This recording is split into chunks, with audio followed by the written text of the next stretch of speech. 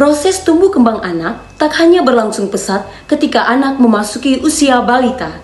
1000 hari pertama kehidupan anak justru menjadi momen penting yang mempengaruhi tumbuh kembangnya di masa anak-anak hingga beranjak dewasa.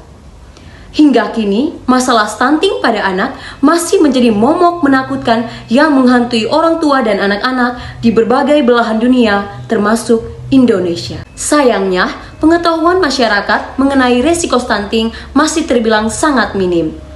Masyarakat harus lebih proaktif dalam mengakses berbagai informasi demi mencegah terjadinya risiko stunting pada si kecil. Kalau Anda termasuk salah satu orang yang belum mengetahui banyak hal seputar stunting, ulasan informasi berikut ini akan membantu Anda memahaminya. Apa itu stunting? Stunting adalah kondisi gagal tumbuh kembang anak balita yang diakibatkan karena kekurangan gizi di masa 1000 hari pertama kehidupan. Kondisi ini dapat diukur dengan membandingkan panjang atau tinggi badan anak menggunakan standar rujukan antropometri. Nah, kondisi stunting yang diakibatkan kurang gizi ini memiliki efek jangka panjang mulai dari dalam kandungan, kemudian di awal kelahiran, hingga akan terlihat pada saat usia 2 tahun. Fase ini sering disebut juga sebagai periode emas atau golden age karena terjadi pertumbuhan otak yang sangat pesat sehingga mempengaruhi pertumbuhan anak dengan sempurna. Kekurangan gizi pada masa periode emas ini tidak dapat diperbaiki di masa kehidupan selanjutnya. Ciri-ciri stunting antara lain sebagai berikut. Yang pertama, tinggi badan anak lebih pendek jika dibandingkan dengan anak seusianya. Yang kedua, pertumbuhan giginya terlambat.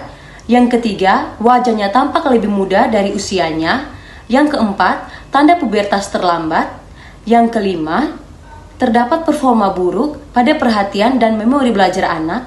Dan yang keenam, usia sekitar 8-10 tahun cenderung lebih pendiam dan tidak melakukan kontak mata. Beberapa dampak yang ditimbulkan akibat stunting antara lain, yang pertama, pertumbuhan fisik dan otak anak akan terhambat. Yang kedua, anak stunting lebih rentan terkena penyakit sehingga mengganggu konsentrasi belajar mereka, membuat mereka cenderung untuk sulit berprestasi. Lalu, anak stunting juga pada saat usia dewasa akan mengalami kegemukan yang beresiko terkena penyakit jantung, diabetes, hipertensi, maupun penyakit tidak menular lainnya. Banyak faktor yang mempengaruhi status gizi, baik faktor langsung maupun faktor tidak langsung.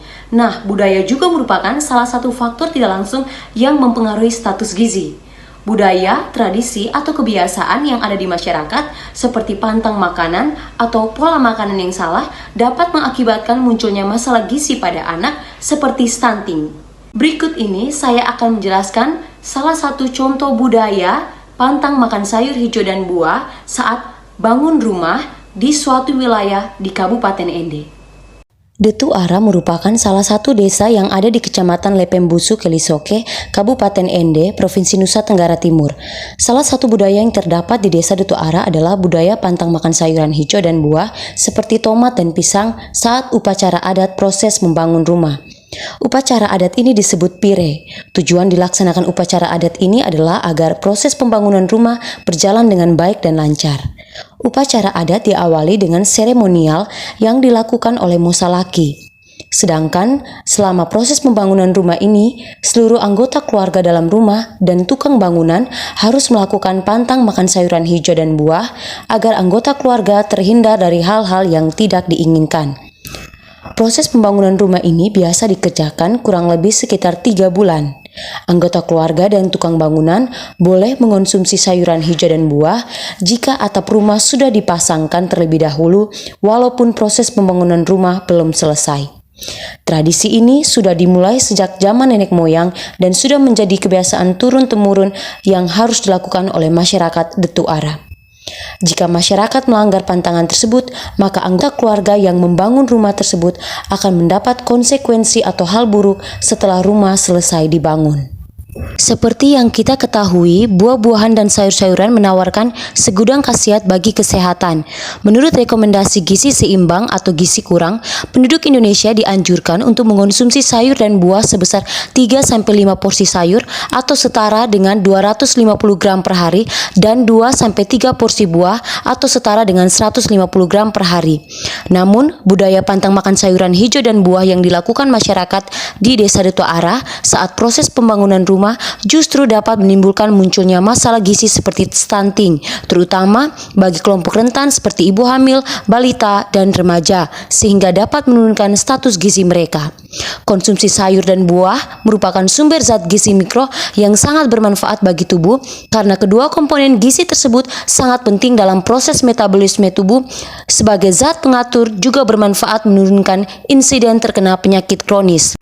Sayur merupakan makanan penting yang harus selalu dikonsumsi setiap kali makan, tidak hanya bagi orang dewasa, namun sayur juga sangat penting dikonsumsi untuk usia anak-anak terutama pada usia prasekolah yakni 3-6 tahun karena pada usia tersebut merupakan masa emas untuk pertumbuhan dan perkembangan bagi anak-anak.